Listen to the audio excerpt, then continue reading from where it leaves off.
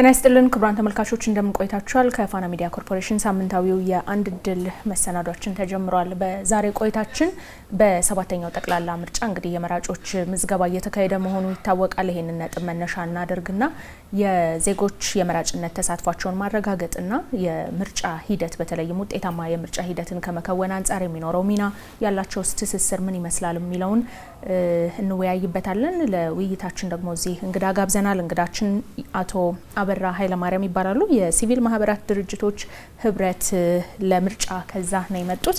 ከሳቸው ጋር የሚኖረንን ቆይታ እንድትከታተሉ አስቀድሜ ጋብዛችኋለሁ። እንኳን ደህና መጡ። ስለመጡ እናመሰግናለን። መልካም እንግዲህ ቀደም ብዬ ባነሳውት ሀሳብ ዙሪያ ነጥቦችን እያነሳን ቆይታ እናደርጋለን። እንግዲህ አስቀድመን ለመግቢያ እንዲሆነን የሲቪል ማህበራት ድርጅቶች ለምርጫ ካላቸው ህብረት ነው እርሶም የመጡትና እነዚህ የሲቪል ማህበራት በመደበኛ ጊዜ ከሚኖራቸው ስራ ባለፈ በምርጫ ወቅት በተለይ የሚኖራቸው ሚና ምንድነው የሚለውን ብናቅ እርሱን ማብራሪያዎትን ብንሰማ እስቲ ያስቀድም። እሺ፣ አመሰግናለሁ። የሲቪል ማህበራት ድርጅቶች የተለያዩ ሚናዎች አላቸው።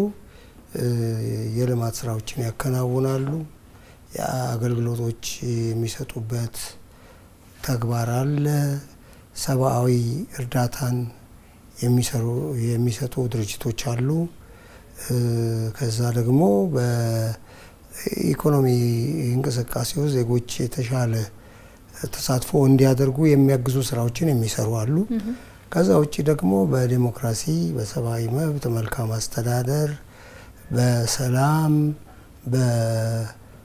ጾታ በተለይ በሴቶች እኩልነት ላይ የሚሰሩ የሲቪል ማህበራት ድርጅቶች አሉ። እንግዲህ እነዚህ የሲቪል ማህበራት ድርጅቶች በመተዳደሪያ ደንባቸው ውስጥ የሚያስቀምጧቸው ዝርዝር ተግባራቶች አሏቸው። የሚያከናውኗቸውን ዋና ዋና ተግባራት ወይም ደግሞ ዓላማዎች ብሎ ከሚያስቀምጧቸው ውስጥ በዲሞክራሲ፣ በሰላም፣ በሰብአዊ መብት ክብካቤ ወይም በምርጫ በመሳሰሉት ተግባራት ላይ የሚሳተፉ ከሆነ ከነዚህ አንዱን በመተዳደሪያ ደንባቸው ውስጥ ካስቀመጡ በምርጫ ስራ ላይ በምርጫ ስራ ዙሪያ ለመንቀሳቀስ ምንድነው የሚባለው ማንዴት አላቸው ወይም ደግሞ መብት አላቸው ብለን ድርሻ ይኖራቸዋል ማለት ነው። ስለዚህ ከዓላማቸው ጋር ነው የምናስተሳስረው። ዓላማቸው ልክ አሁን የዘረዘርኳቸውን አይነት የሚያከናውኑ ከሆነ እነዚህ ሰዎች ተገቢውን የሆነ ዝግጅት አድርገው ከምርጫ ጋር የተያዙ ተግባራትን ያከናውናሉ። ይህን ለማከናወን ደግሞ መከተል ያለባቸው በሕግ ላይ በግልጽ የተደነገጉ መስፈርቶችን ማሟላት ይጠበቅባቸዋል። ስለዚህ በመደበኛ ስራቸው የተለያየ አገልግሎት እየሰጡ ግን በመተዳደሪያ ደንባቸው ውስጥ አሁንም ዲሞክራሲን፣ የሴቶችን መብት፣ ሴቶችን የማብቃት በመልካም አስተዳደር ወይም ዲሞክራሲያዊ አክቲቪቲስ እንሰራለን ብለው እስካሉ ድረስ ኃላፊነት አለባቸው። ምንድናቸው ግን እነኚህ ተግባራት ብለን የምንላቸው በምርጫ ወቅት እነዚህ እንደጠቀሱት በዚህ ኤሪያ ላይ እንሰራለን ብለው ያሉ የሲቪል ማህበራት በምርጫ ወቅት ሊኖራቸው የሚችለው ሚና ምንድነው? ተግባራቶቻቸውስ ምንድናቸው? አንዱ ለምሳሌ የመራጮች ትምህርትን ማካሄድ ነው። የመራጮች ትምህርት የሚካሄደው ዜጎች ተገቢው የሆነ መረጃ ኖሯቸው በዛ መረጃ ላይ ተመስርተው በመጀመሪያ የምዝገባ ስራ እንዲያከናውኑ፣ ቀጥሎ ደግሞ በድምጽ አሰጣጥ ሂደቱ እንዲሳተፉ የሚያስችላቸውን ነገር ማከናወን እንደሚገባቸው የሚያሳውቁ የሚያስተምሩ ናቸው። ከዛ ቀደም ብሎ ደግሞ የሲቪክ ትምህርት የሚባል አለ። በምርጫ ወቅት የመራጮች ትምህርት በኢትዮጵያ ብሔራዊ ምርጫ ቦርድ ፈቃድ ተሰጥቶት የሚከናወን ተግባር ነው። ከዛ ውጪ ባሉ ጊዜያቶች ዜጎችን ስለ መብቶቻቸው፣ ስለ ግዴታዎቻቸው የሚያስተምር፣ የሚያስታውስ፣ የሚያነቃ የሲቪክ ትምህርት የምንለው አለ እና እነዚህ የሲቪክ ትምህርት ዜጎች ያሏቸው መብቶች፣ ዓለም አቀፍ የሲቪልና የፖለቲካ መብቶች ስምምነት ላይ በዓለም አቀፍ የሰብአዊ መብቶች መግለጫ ላይ በኢትዮጵያ ሕገ መንግስት በግልጽ የሰፈሩ መሰረታዊ መብቶችና ነጻነቶችን የሚያስተዋውቁበት የሲቪክ ትምህርት ዘርፍ አለ። ይህ ዘርፍ ደግሞ በምርጫ ወቅት ወደ ምን ላይ ያተኩራል? ወደ መራጮች ትምህርት፣ ለመራጮች መረጃ ወደ መስጠት ያዘነብላል ማለት ነው። ይህን ለማከናወን ደግሞ ፈቃድ የሚያስፈልገው ተግባር ነው።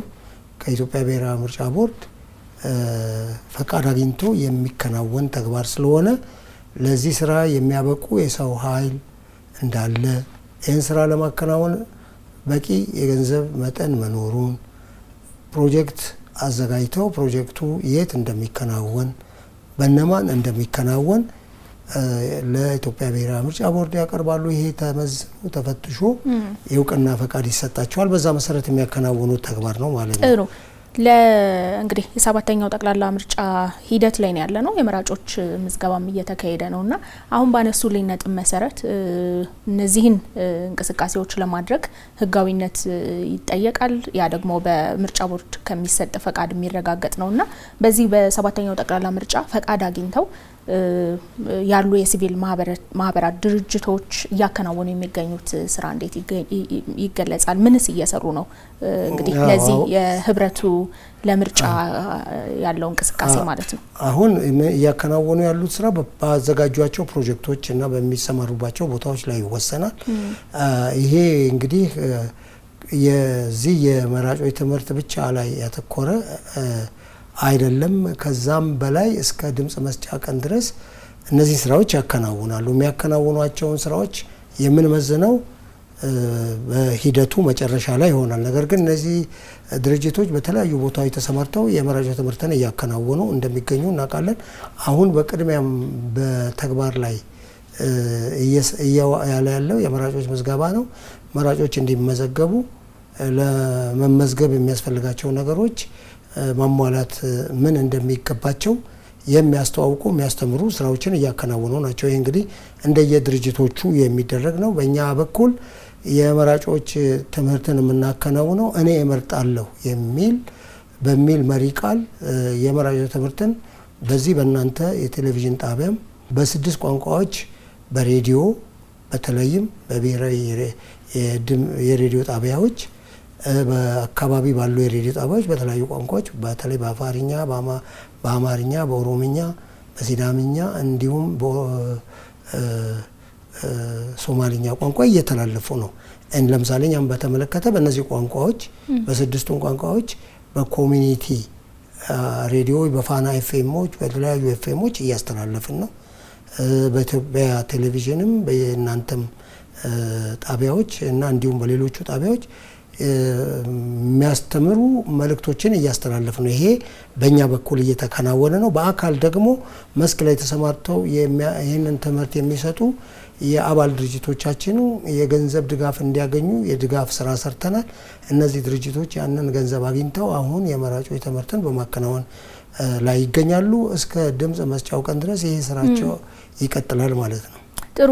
እንግዲህ አሁን ባለበት ሂደት በተለይ አሁን ባነሱልኝ በተለይ ዜጎች የመምረጥ መብታቸውን ተጠቅመው በምርጫው እንዲሳተፉ የመራጭነት ካርዳቸውን እንዲወስዱ በሚደረገው ግንዛቤ ላይ የተቀመጠው ዓላማ ግንዛቤው ዜጎች ጋር እንዲፈጠርና ወጥተው ደግሞ ካርዳቸውን እንዲወስዱ ነውና ይሄንን ግብ ከማሳካት አንጻር የምትጠቀሟቸው መንገዶች ምንድናቸው? እንግዲህ ግንዛቤውን መፍጠር አለ፣ ግን ውጤታማ እንዲሆን ስራችሁ እንቅስቃሴያችሁ በምን አይነት መልኩ ነው የምትንቀሳቀሱት? ያንንስ ደግሞ የምትገመገሙበት መንገድ ሳላችሁ ወይ? የኛ ትልቁ ስራ የሚሆነው ዜጎች መረጃ እንዲያገኙ ማድረግ ነው። የምርጫን ጠቀሜታ ማስተዋወቅ ነው። በምርጫ ወቅት ዜጎች የሚመርጡትን መንግስት የማቆም መብት እንዳላቸው ማስገንዘብ ነው። ይህን ለማከናወን በመጀመሪያ ደረጃ ማከናወን የሚኖርባቸው የመራጮች ምዝገባ ላይ ተገኝተው በጊዜ በተወሰነ ምርጫ ቦርድ ባወጣው የጊዜ ሰሌዳ መሰረት መመዝገብ ይገባቸዋል። ይህንን ካላደረጉ ግን በድምጽ መስጫ ቀን ድምጽ መስጠት እንደማይችሉ ማሳወቅ ነው። ዜጎች ወጥተው መምረጥ የሚጠቅማቸው አንደኛ መብታቸው ህገ መንግስታዊ መብታቸው ነው። ያንን መብት መገልገል አንድ ትልቅ ነገር እንደሆነ እንዲገነዘቡ በዚህም አማካኝነት የሚመርጡት አካል ወደ ስልጣን እንዲመጣ የማድረግ አቅም እንዳላቸው ማሳወቂያ ነው። መምረጥ ግዴታ አይደለም በእኛ የህግ ስርዓት ውስጥ። ነገር ግን ይህንን መብት መተው ደግሞ ባልመረጡት አካል ለመመራት ፈቅዶ ወዶ ፈቅዶ መብትን አሳልፎ መስጠት መሆኑን እናስገነዝባለን። እነዚህን ስራዎች ደግሞ እነዚህን ተግባራት ለማከናወን የግድ ማሟላት ያለባቸውን ነገሮች አስቀድመው ማሟላት ደግሞ እንደሚያስፈልግ የምናስተምርበት ነው። ይህንን በማድረጋችን ዜጎችን ማበረታታት ማሳወቅና ማስተማር ነው። ግን ከዚህ በላይ መሰራት ያለበት ነገር ቢኖር የዜጎች መብቶቻቸውን በሚገባ እንዲገነዘቡና በመብቶቻቸው እንዲገለገሉ የማስተማሩ ስራ በጣም በጣም በጣም አስፈላጊም ጠቃሚም መደረግም ያለበት እንቅስቃሴ ነው። ስለዚህ የሲቪክ ትምህርትን በሀገሪቱ ውስጥ ማስፋፋት ነው በትምህርት ቤቶች ውስጥ እየተካሄደ ነው። አጠቃላይ ህዝቡን ግን በዚህ ጉዳይ ላይ በደንብ ግንዛቤ እንዲኖረው የመስራት ስራ ገና ብዙ የሚቀረው ስራ መሆኑን አምናለሁ። አሁን ባለንበት ሁኔታ ከምርጫ ጋር የተያዙ ነገሮች ከድምጽ መስጠት ጋር የተያዙትን ነገሮች የማስተማር ስራ ነው፣ መረጃ የመስጠት ስራ ነው። መረጃውም በሚገባ ባለማግኘታቸው በመብቶቻቸው እንዳይገለገሉ የሚያደርግ እንቅፋት እንዳይፈጠር ማሳወቅ ነው፣ ማትጋት ነው፣ ማስታወስ ነው። እነዚህን ስራዎች ነው የምናከናውነው። ነገር ግን መሰረታዊ መብትን እና ነጻነቶችን በሚገባ ተገንዝበው በመብታቸው እንዲሰሩ ከዚህ ውስጥ አንዱ ደግሞ ምናልባትም ትልቁ በአገራዊ ጉዳዮች ላይ የመሳተፍ መብታቸው በተለይም መንግስትን በማቆም ስራ በምርጫ መንግስትን የማምጣትና በምርጫም የማስወገድ መብት እንዳላቸው እንዲያውቁ ማድረግ የሚገባው አስቀድሞ በሲቪክ ትምህርት አማካኝነት መሆን አለበት። ይሄ ትምህርት በተለይ በገጠሩ አካባቢ ደካማ ነው የሚል አስተያየት አለኝ። እጅግ በደንብ የተጠና መረጃ እጅ ላይ ባይገባም ከራሴ ውሱን ትዝብት የማየው ይሄ ትምህርት በሚገባ እየተከናወነ አይደለም። በትምህርት ቤቶች ውስጥ እነዚህ ነገሮች የሲቪክ ትምህርት መካሄዱ በጣም ጠቃሚ ነው። ነገር ግን ሰፊው የገጠር ህዝብ የሚደርስ የሲቪክ ትምህርት መሰረታዊና ዋና ጉዳይ ነው። ይሄ ግንዛቤ ካለ ዜጎች በመብታቸው ለመገልገል ወደ ኋላ ይላሉ የሚል እምነት የለኝም። ነገር ግን ይሄ ግንዛቤ በሌለበት ሁኔታ ብዙ ነገር መጠበቅ አዳጋች ይመስለኛል። ጥሩ እንግዲህ እንዳነሱልኝም የሲቪል ማህበራት ድርጅቶች በምርጫ ሂደት ውስጥ ከጅምሩ ጀምሮ እስከ መጨረሻው የድምጽ መስጫ ቀን አሁን ያነሱትን የግንዛቤ መፍጠር ጨምሮ የተለያዩ ተግባራትን ያከናውናሉ። የተለያየ ሚናም እንዳላቸው ይታወቃል። በአጠቃላይ ግን ከእንደዚህ አይነት በቀጥታ ከሚደረጉ የግንዛቤ ማስጨበጫ ስራዎቻቸው በአጠቃላይ የሚኖራቸው ሚና ደግሞ በምርጫው ሂደት ላይ የሚያመጣውን አንድምታ እስኪ እንየው። በተለይ የምርጫውን ነጻነትና ፍትሐዊነቱን ከማረጋገጥ አንጻር ሂደቱ በራሱ የነዚህ ማህበራት ተሳትፎ ምንድን ነው ያለው ሚና? እንግዲህ አንዱ የሲቪል ማህበራት ተሳትፎ ምርጫ ጋር በተያያዘ የትዝብት ስራዎችን ማከናወን። የትዝብት ስራዎች የሚከናወነው አላማው ምርጫው ፍትሐዊ መሆኑን፣ ግልጽ መሆኑን፣ አሳታፊ መሆኑን፣ አካታች መሆኑን ማየት እና መልሶ ለህዝብ ስለ ሂደቱና ስለ ውጤቱ የመግለጽ ኃላፊነትን ወስዶ የሚከናወን ተግባር ነው። ስለዚህ አሁን ባለው ሁኔታ 45 ድርጅቶች በመራጮች የምርጫ ትዝብት ላይ ለመሳተፍ ፈቃድ ወስደዋል። እነዚህ ድርጅቶች በተለያየ ደረጃ በአገር አቀፍ የሆነ የትዝብት ስራ ሊሆን ይችላል፣ በአንድ አካባቢ ላይ ያተኮሩ ሊሆን ይችላል፣ በተወሰኑ ክልሎች ሊሆን ይችላል፣ ወይም ደግሞ የተወሰኑ የማህበረሰብ ክፍሎችን የተሳትፎን እና እንቅስቃሴን የሚመለከት ለምሳሌ አካል ጉዳተኞች በዚህ በምርጫ ውስጥ ስላላቸው ሚና ያላቸውን ተሳትፎ በእጩነትም በምርጫ አስፈጻሚነትም በምርጫ ዘመቻ አካያጅነትም በምርጫ ትዝብትም ያላቸውን የመገምገም ስራ ይሰሩ ይችላሉ። ሴቶች ምን ያህል ተወክለዋል፣ ምን ያህል እጩዎች አሉ የሚለውንም ለመታዘብና ምን ያህል አካታች ነው የሚለውን የማየት እድል እና የመታዘብ እድልና ለሚቀጥለው የምርጫ ዘመን ደግሞ የተገኙ ጥንካሬዎች ላይ ተመስርቶ ማስተካከያ እንዲደረግ የአድቮኬሲ ስራ የሚሰራበት የህግ ማዕቀፉ ላይ ችግር ካለ የህጉ ማዕቀፉ ማለትም በአዋጁ ላይም በመመሪያዎቹ ላይም ችግር ካለ እነዛን ክፍተቶች ነቅሶ አውጥቶ የማሻሻያ ስራ እንዲሰራ የማድረግ ነገር አለው ማለት ነው። በአጠቃላይ ግን ሂደቱ ህዝቡ በለምንም ተጽዕኖ ያለ ስጋት ወጥቶ እንዲመርጥ ለድምጹ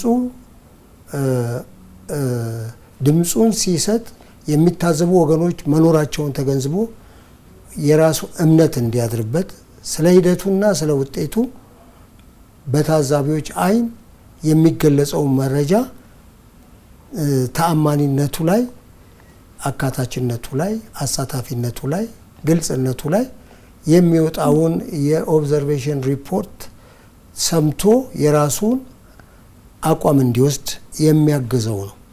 ስለዚህ በዚህ መንገድ የሲቪል ማህበራት ድርጅቶች የትዝብት ስራ የማከናወን ስራ ይሰራሉ። ሌሎች ደግሞ የሲቪል ማህበራት ድርጅቶች የሚያካሂዱት የመገናኛ ብዙሃን ምህዳሩን ወይም ደግሞ የሚዲያ ላንድስኬፑን የሚያዩ አሉ። እዛ ላይ ከምርጫው ጋር በተያያዘ ምን ያክል የመራጮች ትምህርት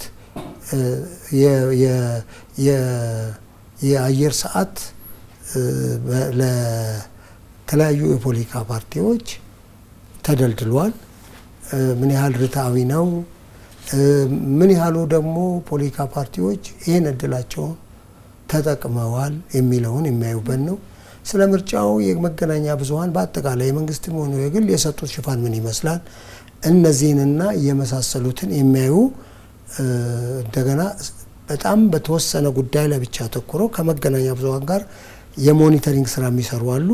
ሌሎች ደግሞ የሰብአዊ መብቶች አጠባበቅ ጋር የተያይዞ ከሰብአዊ መብቶች አጠባበቅ አንጻር በምርጫው ሂደት ውስጥ በድምፅ አሰጣጥ ሂደቱ ምን አይነት ሁኔታዎች ታይተዋል፣ ምን አይነት ግድፈቶች ታይተዋል፣ ምን አይነት ጥሩ ነገሮች መታዘብ ተችሏል የሚሉ ደግሞ ከሰብአዊ መብት አንጻር የሚታዘቡ ድርጅቶች አሉ።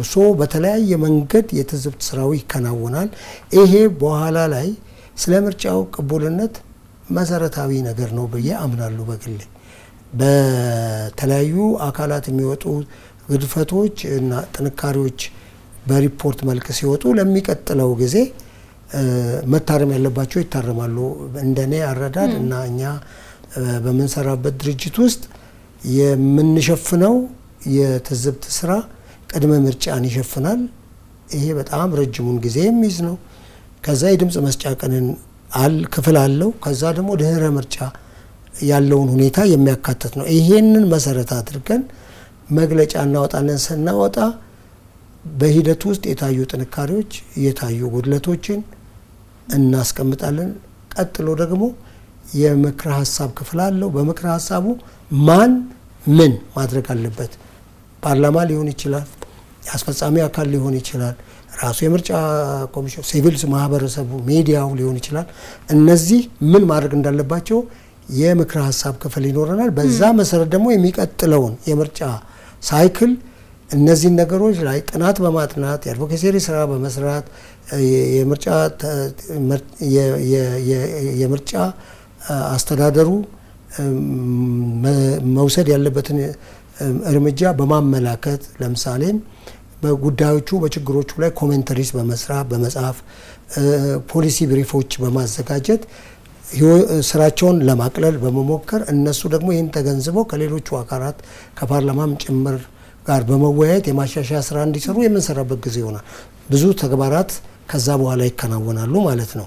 ስለዚህ ይሄ ስራ እንደገና ወደሚቀጥለው የምርጫ ዘመን ያደርሰናል። እንዲህ አይነቱ ስራው ሌሎች ከሲቪክ ትምህርት አንጻር ከመራጮች ትምህርት አንጻር የሚከናወኑ ጥንካሬዎችና ጉድለቶች እና መደረግ ስላለባቸው ነገሮች የመፍትሄ ሀሳብ አለ። እዛ ላይ የመፍትሄ ሀሳቦቹ ላይ እንደገና ተመስርተን መደረግ ያለባቸውን ነገሮች እናከናውናለን ማለት ነው። መልካም እንግዲህ በምርጫ ውስጥ እንደተነሳው የሂደቱን ዲሞክራሲያዊነት ከሚያረጋግጡ ጉዳዮች መካከል አሁን ባነሷቸው በተለያዩ መልኮች የሚከወኑ የታዛቢነት ሚናዎች የምርጫውን ሂደት በአጠቃላይ ማለት ነው ዋነኛው ነጥብ ነውና ከዚህ አንፃር የእናንተስ በዚህ በሰባተኛው ጠቅላላ ምርጫ ላይ ያላችሁ ዝግጅት ከዚህ ቀደም ብላችሁ የጀመራችሁት ስራ ካለ ቅድም እንግዲህ ሲያነሱልኝ እንደነበረው ጊዜ ጠብቆ ምርጫው ሲዳረስ ብቻ ሳይሆን ወይም ደግሞ በምርጫ አመት ላይ ብቻ ሳይሆን አምስቱንም አመት ውስጥ ብዙ ስራዎችን መሸፈን የሚያስችል አይነት ሚና እንዳለ ነው ያነሱልኝና ከዛ አንፃር ዝግጅታችሁ ምን ይመስላል?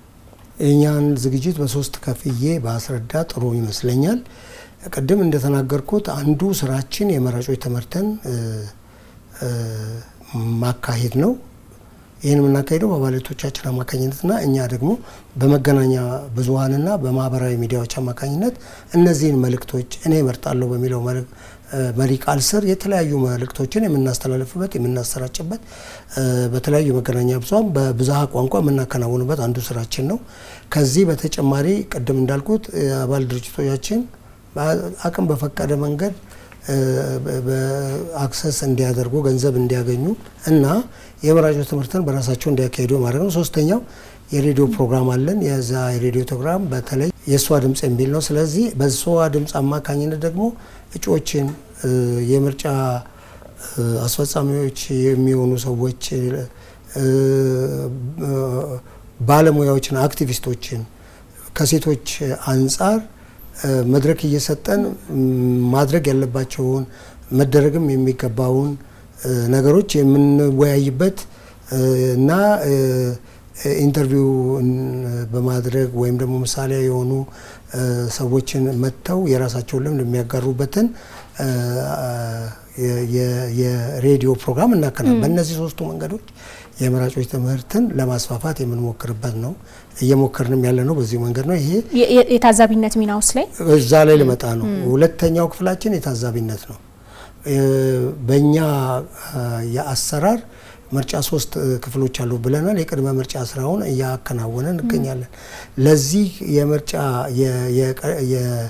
የቅድመ ምርጫ ትዝብታችን 590 ታዛቢዎችን ከአባላቶቻችን መካከል መልምለን አሰልጥነን የእውቅና ፈቃድ እንዲያገኙ በማድረግ አሁን አሰማርተናቸው የትዝብ ስራቸውን እያከናወኑ ነው። ይሄ ምናልባት አቶ አበራ ከአሉን አጠቃላይ የምርጫ ጣቢያዎች ሀገር አቀፍ ሽፋን ያለው ነው። አሁን ሽፋን የራሱ የዘዴ ጉዳይ አለው። ሽፋን ምንድነው፣ እንዴት ነው የሚሸፈነው የሚባለው ነገር የስምሪት ዘዴዎች የሚባለው እሱን አይደለም። አሁን እኛ በእኛ ስሌት ያሉትን ዞኖች ግምት ውስጥ አስገብተን በተለያዩ ዞኖች ይሄ እንግዲህ በአንዳንድ የጸጥታ ችግሮች ምክንያት እንደዚህ አይነት እንቅስቃሴዎች የማይካሄዱባቸው ቦታዎች አሉ። ነገር ግን እኛ ያሰለጠናቸው ሰዎች ከሁሉም ዞኖች ናቸው። አንዳንዶቹ ጸጥታው ሲሻሻል የሚሰማሩ የሚሄዱ ናቸው። አብዛኞቹ ግን ተሰማርተው በሳምንት 2 ጊዜ በተለያዩ የድምጽ መስጫ ጣቢያዎች ሄደው ለምሳሌ አሁን የመራጮች ትምህርትን የመራጮች ምዝገባን ያያሉ። የመራጮች ትምህርት አሰጣጥንም በምን ያህል ደረጃ ስርጭቱ ወይም ሽፋኑ ምን እንደሆነ የሚያዩበት አለ። የምርጫ ዘመቻው በምን አይነት መንገድ እየተከናወነ እንደሆነ የሚያዩበት ስራ አንዱ እና ምናልባትም ዋነኛው ነው። እነዚህን የመሳሰሉ ስራዎችን እስከ ድምጽ መስጫ ቀን ድረስ የሚያከናውኑ ናቸው። እነዚህ 590 ካሉን ዞኖች ላይ ተመስርተን ነው እንግዲህ።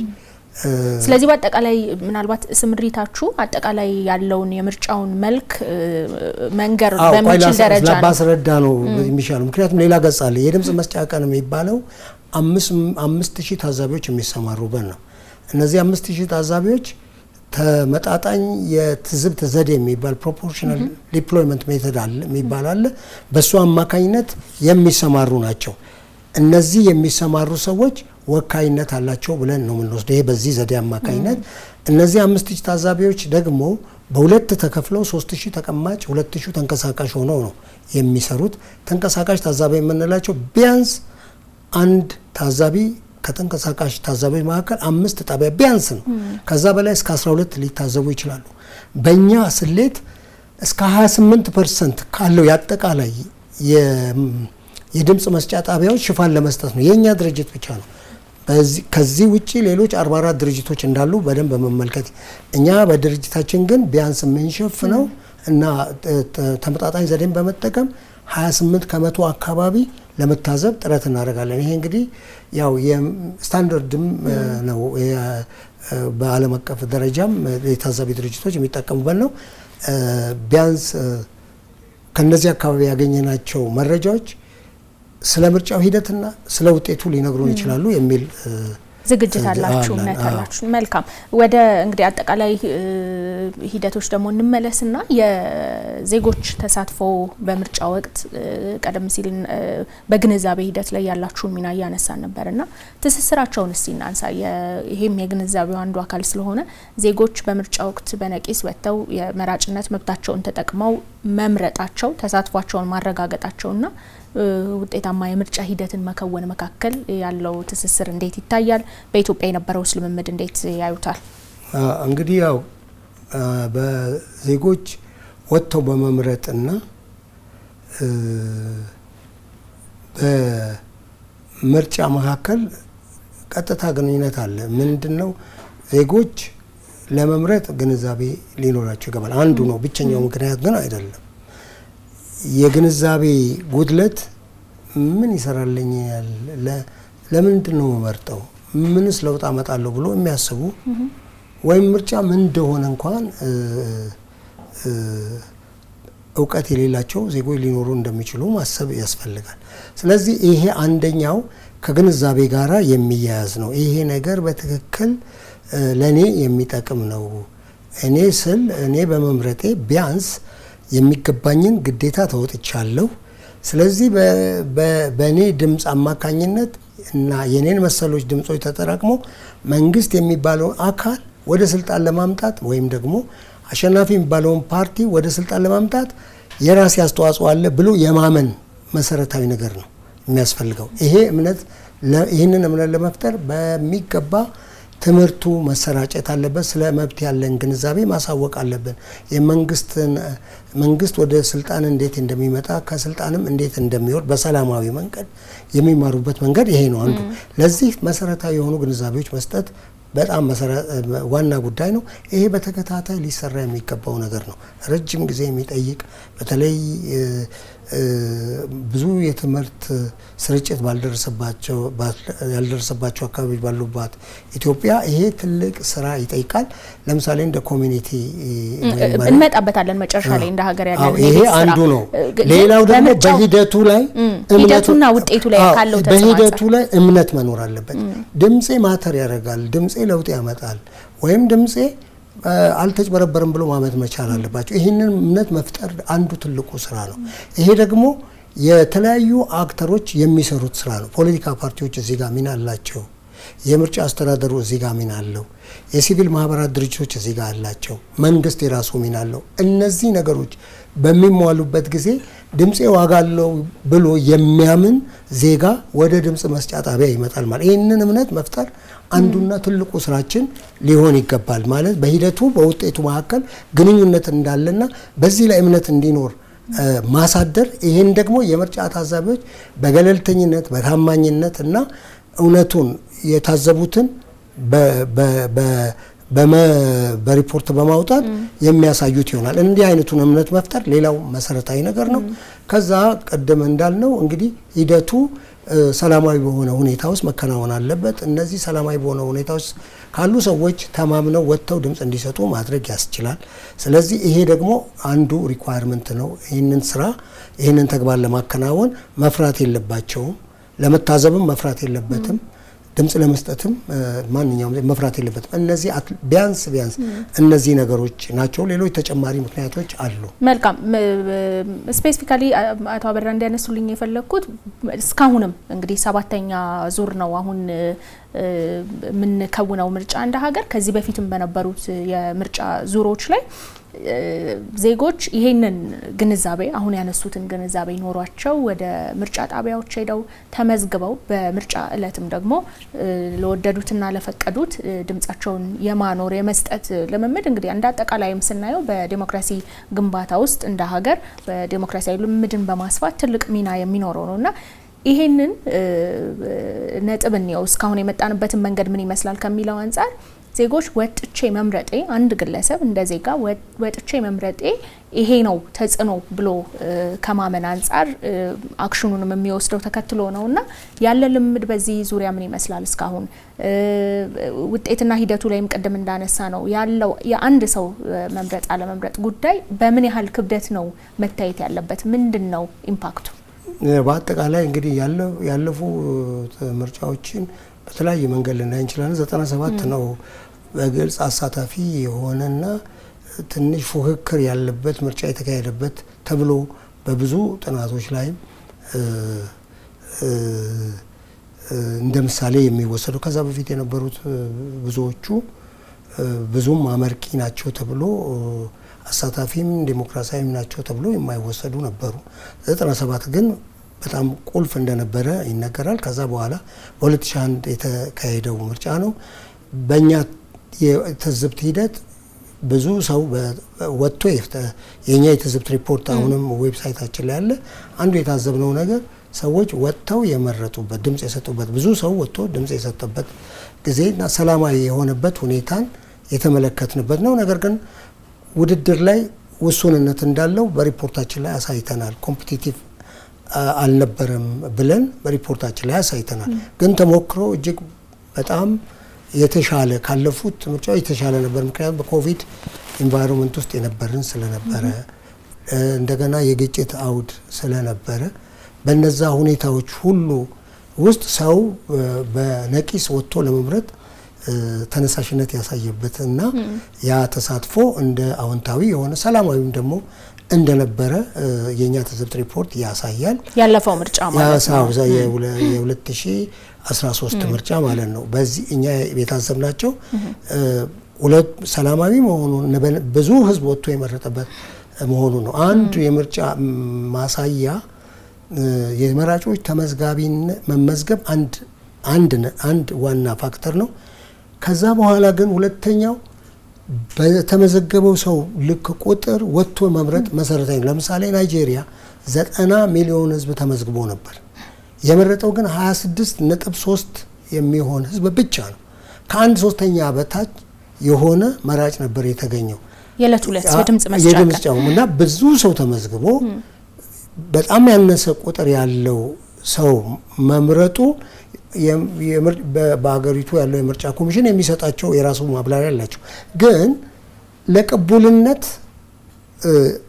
መመዝገብ ብቻ ሳይሆን ወጥቶ መምረጥም መሰረታዊ ነው ከዛ አንፃር የ2013 ምርጫ በጣም ብዙ ሰው ወጥቶ የመረጠበት በመሆኑ ከቅቡልነት አንፃር የራሱ የሆነ እንደምታ ነበረው እንደ ሰላማዊ ነው የሚለው የኛን ትዝብት ሪፖርት ነው የምናገረው ከዛ በተጨማሪ ግን ፉክክር የተሞላበት አልነበረም ምክንያቱም የተለያዩ ፓርቲዎች ከምርጫው ራሳቸውን በማግለላቸው በተለይ በኦሮሚያ ክልል የሚለውን በሪፖርታችን ላይ አሳይተናል መልካም የዲሞክራሲን እንዳጠቃላይ እንግዲህ እንደ ሀገር ማረጋገጥ በጣም ብዙ ሂደቶችን የሚጠይቅ ጉዳይ ነው በዚህ ውስጥ ደግሞ በድምጽ ብቻ በዜጎች ድምጽ ብቻ የስልጣን ሽግግር እንዲረጋገጥ የሚያስችለውን የምርጫ ሂደትን በውጤታማነት መከወን አንዱ ጉዳይ ነው በዚህ ውስጥ ዜጎች ደጋግመን ቅድም እንዳነሳ ነው በድምጻቸው አስፈላጊነት ዙሪያ ያላቸው ምልከታና እንደ ሀገር ዲሞክራሲ ማረጋገጥ በሚለው ውስጥ ያለው ጉዳይ እንዴት ይታያል የሚለውን በዚህ ነጥብ ዙሪያ መጨረሻ እናድርገውና እንግዲህ ዲሞክራሲ ግንባታ ረጅም ጊዜ ስራ ነው ዛሬ አሜሪካ 250 አመትም ሳልፎ አሁንም የራሳቸው ተግዳሮቶች አሏቸው ይህን ፍጹም የሆነ የለም ለማለት ነው እንደኛ ያለ ደግሞ ከግጭት አዙሪት ውስጥ ያለን ከዛም ታሪካችን በአብዛኛው በወታደራዊ አገዛዝ በንጉስ አገዛዝ በመሳሰለ የኖርን በመሆናችን ይህንን ባህል አላበለጸግነውም አላሳደግነውም ተቋማትን አላፋፋንም አላቋቋምናቸውም አላፋፋናቸውም እንጀምራለን እናፈርሳቸዋለን። ይሄ የራሱ አንድምታ አለው። ዲሞክራሲ ባህል ነው። በየጊዜው በሂደት እያበበ እያደገ መሄድ አለበት። ለሱ ግን ለም አፈር ሊኖር ይገባል። ውሃ መኮትኮትን የሚያስፈልግ ይመስለኛል። እነዚህን ስራዎች በማያቋርጥ መንገድ የመስራት ኃላፊነት አለብን። እነዚህን ስራዎች ስንሰራ የዜጎችም የንቃተ ህሊና ደረጃ እየጨመረና እያደገ የሚሄድበት በተቋማት ላይ እምነት የሚያድርበት ምርጫ ቦርድን ሲያ አምነዋለሁ የሚለው ፓርላማውን ሲያ የሚያምነው ፓርላማ የሚሆንበት የሰብአዊ መብት ድርጅቶች የመሳሰሉት ሚዲያው ራሱ የሚታመን ሲቪል ሶሳይቲው የሚታመን በሚሆንበት ጊዜ ዜጎች ስለ መብቶቻቸው ያላቸው ግንዛቤ እያደገ መሄዱን አመልካች ነው እና እነዚህ ተቋሞች ባሉበት ደግሞ ዲሞክራሲያዊ ምርጫ ለማድረግም ስጋትም ጥርጣሬም የማይኖሩበት ሁኔታ ይኖራል። ይሄ ግን በጣም ረጅም ትግልና ጥረት የሚጠይቅ ብዙ ፈቃደኝነትን ከተለያዩ አካላት የሚጠይቅ ነው። ይሄን የምንሰራው ስራ እውነት የምናምንበት መሆን መቻል አለበት። የምናወራው ነገር በተግባር እውነት ከተግባር የተዛመደ መሆኑን ማረጋገጥ የሚገባ ይመስላል እና በዚህ መንገድ ነው እኔ ዲሞክራሲ ረጅም እና በጣም ውጣ ውረድ ያለው መንገድ ነው። ነገር ግን ተስፋ ሳይቆርጡ ከተቀጠለ ተቋማት ላይ ኢንቨስት ካደረግን እየገነባን ከሄድን እማናሳካው ነገር አለ ብዬ አላምንም። ቅድም ጀምረ ነው ወደ ነበረው ነጥብ እንመለስና የመጨረሻችን እናድርገው። ይሄንን በዜጎች መካከል በተለይም በመራጭነት ተሳትፎ ዙሪያ የባለቤትነትም ስሜትም ዜጎች እንዲኖራቸው ከማድረግ አኳያ ከማን ምን ይጠበቃል? ሀገራዊ የቤት ስራችንስ ምን መምሰል አለበት? እንግዲህ የመጣንበትን ሂደት ተመልክተናል። በቀጣይ ግን የቤት ስራዎቹ ምን መሆን አለባቸው የሚለውን አጠር አድርገን ተመልክተን እንቋጫለን። ምርጫን ከዲሞክራሲያዊ ውጪ ማሰብ ከባድ ነው ብዬ ነው ማምነው። ምርጫን ዲሞክራሲያዊ በመሆን ለማካሄድ ደግሞ ተቋማት መሰረታዊና ቁልፍ ናቸው ብዬ አምናለሁ። የተቋማት ግንባታ ሳይቆራረጥ የሚቀጥል መሆን አለበት። ተቋማት ላይ ደግሞ እምነት እንድንጥል ተቋማቱ ራሳቸው የሚያምኑትን ተልዕኳቸውን በተግባር ሲፈጽሙ መታየት መቻል አለበት። ከዚህ ጎን ለጎን ደግሞ የትምህርት ጉዳይ አለ። አብዛኛው ማህበረሰባችን አልተማረም። ወደ ትምህርት ዓለም የሚመጡ ዜጎች በጨመሩ ቁጥር አሁን ለምንላቸው የዲሞክራሲያዊ እንቅስቃሴዎች መብቶችን በማረጋገጥ ብቻ ሳይወሰን ኃላፊነትንም በመውሰድ የሚበቁ ዜጎች የሚኖሩበት ሁኔታ ይኖራል። ተቋማቶች እየተገነቡ ትምህርት እየተስፋፋ ስለ መብቶች ያለው ግንዛቤ እየጨመረ በሚሄድበት ጊዜ ይሄ የቆየ ችግራችን የሚፈታበት ነው። ለዚህም መገናኛ ብዙሃን ትልቅ ቦታ አላቸው። ለምሳሌ ምን ያህል ነው ለመሰረታዊ መብቶችና ትምህርት ነጻነቶች የመገናኛ ብዙሃን ይህንን ፕሮግራም ልናካሄድ ነው፣ ግን ገንዘብ የለንም፣ አቅም አለን፣ እውቀቱ አለን፣ ክህሎቱ አለን፣ ነገር ግን አየር ሰዓት ትሰጡን ትችላላችሁ ወይ የሚል ቢጠየቁ እኔ እሺ ይላሉ ወይ ጥያቄ አለኝ። ለምሳሌ እኔ እንደ ህግ ባለሙያ በህግ ግዴታ የተጣለብን አገልግሎት የመስጠት በተለይ ለድሆች የሚሰጥ የ50 ሰዓት አገልግሎት አለ። በነፃ የማገልገል ግዴታ አለ። መገናኛ ብዙሃን ላይ እንዲህ አይነት ግዴታ ተጥሏል። ይሄ እንደዚህ አይነት መሰረታዊ መብቶችና ነፃነቶችን ለህዝብ የሚያስገነዝቡ በተለያዩ ቋንቋዎች በአካባቢ ቋንቋዎች የሚያሰራጩ የሚያስተምሩ ጣቢያዎች እንዲሆኑ ምን ያህል ሰዓት ዴዲኬት ያደርጋሉ? ፈቃደኛ ናቸው? ገንዘብ ብቻ መጠየቅ አለባቸው ወይ? ችሎታው አላቸው? አቅሙ አላቸው? ግን በጣም የገንዘብ ውስንነት ያለባቸው ድርጅቶች አሉ እና በተለያዩ መንገዶች የሚባክኑት የአየር ሰዓት ህዝብን ኢምፓወር ለማድረግ ለማስተማር በተለያዩ ቋንቋዎች ለማድረግ ምን ያህል ኮሚትድ ናቸው? ይህንን የሚደግፍስ የህግ ስርዓት ማውጣት አይገባም ወይ? እነዚህ ነገሮች መከናወን ያለባቸው ይመስለኛል በግሌ ሳይሆን የመገናኛ ብዙሃን ትልቅ ሚና አለ። ፖለቲካ ፓርቲዎች ያንዱ የዲሞክራሲ ተቋም መገለጫዎች ናቸው። ጠንካራ መሆን አለባቸው። ለጥንካሬያቸው ደግሞ መሰባሰባቸው ጠቃሚ ነው ብዬ አምናለሁ። ያ ራሱ ደግሞ የፖለቲካ ፓርቲዎች ኢቮልቭመንት ዲሞክራሲን ለማረጋገጥ አንዱ ቁልፍ መሳሪያ ይሆናል ማለት ነው። እኛ ደግሞ በእኛ ውስጥ የምንሰራውን ስራ ማመን መቻል አለብን። የምንሰራው ስራ ውጤት እንዲያመጣ መትጋት አለብን። እኔ በልማትና በመብቶች መካከል ዳይኮቶሚ አለ ብዬ አላምንም።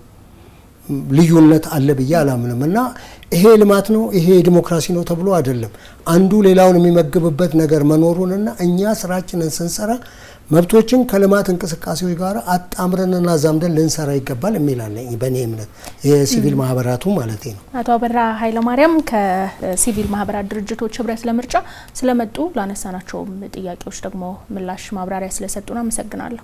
እኔም አመሰግናለሁ።